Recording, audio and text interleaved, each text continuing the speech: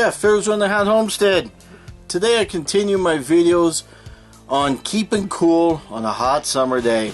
Today we're going to review the ice chest cooler method as a way to stay cool on a hot summer day. So let's take a look. Ice chest cooler.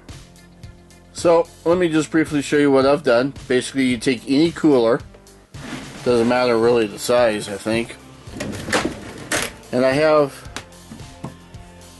a 2-inch elbow here. I put it over here because I thought maybe I wanted to put another one here. And then just a fan. You can use either a DC fan or this is just an AC fan. The AC fan, I'll show you here later on in the video, it doesn't use many amps at all. So it doesn't matter if it's AC or DC really in my application. So what I ended up doing was I laid this down kind of like it is now and tried to trace out roughly where I wanted to cut. Then I used a standard drill bit and then a jigsaw and cut the circle. And in doing so, I would put a couple of zip ties on the corners here on that side and one across it. I drilled a hole here in case I wanted to put one here and one on the opposite side.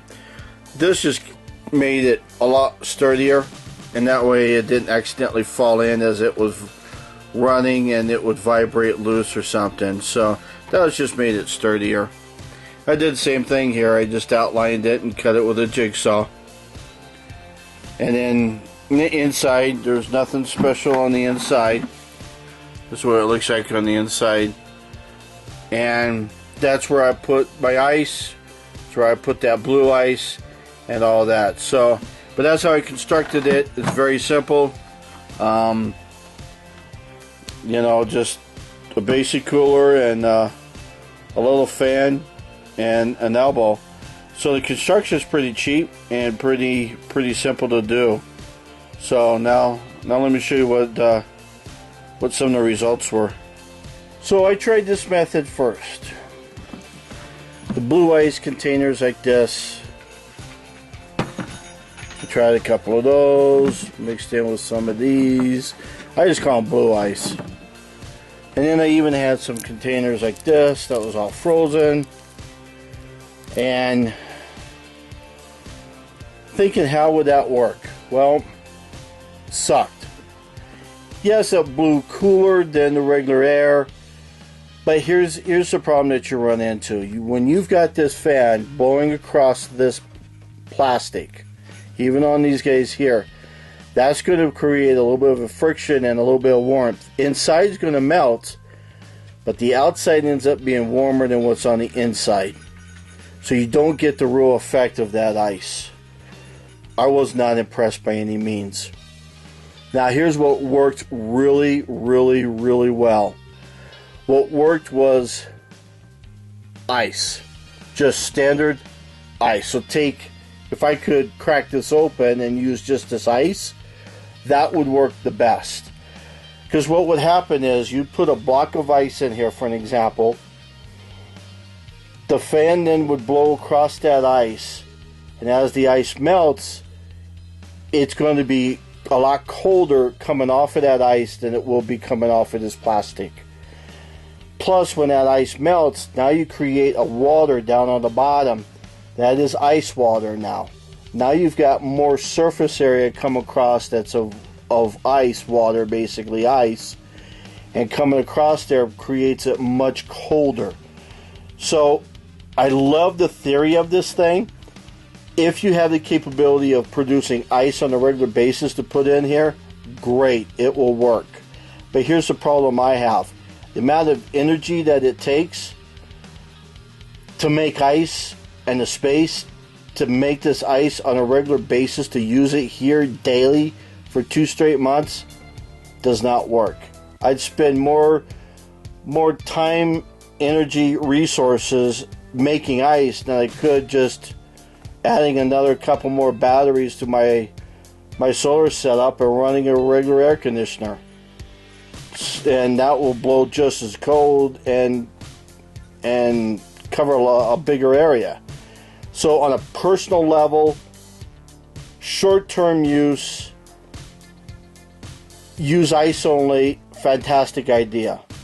But when you're using this on a regular basis, unless you want to spend money buying ice all the time, or unless you have unless you're able to freeze blocks of ice really fast or capable of freezing many blocks of ice, I don't know, it just doesn't seem very effective for an off-grid use. Like I said, for a one-time use, give it a few days, let your block of ice freeze up, then use it. Okay, maybe, but how'd you freeze your ice? That resource you used to freeze your ice, you probably could have just used to increase your battery banks. So, or get another solar or run the AC directly off the solar. So, anyhow, I've partnered with Amazon to bring you guys some amazing deals, so check it out. ArizonaHotHomestead.com/store for amazing deals. Now back to your video. So on this particular fan, like I said, there are two speeds. Now this is at 120 volts. You can see it's only using up 0.19 amps or so. It's only using about 1.171819 amps. So let's just say 0.2 amps for sake of argument. That's at 120 volts. So if I convert that to 12 volts, that's equivalent to 2 amps, and at 24 volts it's only 1 amp. So this fan is not using hardly any power at all. So I love that in the method. Now here's the higher speed. The higher speed is just a half amp more. So you're looking at 2.2 at 12 volts. You're looking at 1.1 at 24 volts in your battery bank. So this little 6-inch fan is not using hardly any power at all. So I can run this fan all day long, which makes this cooling method great if I just had ice in here. But unfortunately, I can't produce ice that fast, so it doesn't work for me. So, love the idea. The concept is awesome.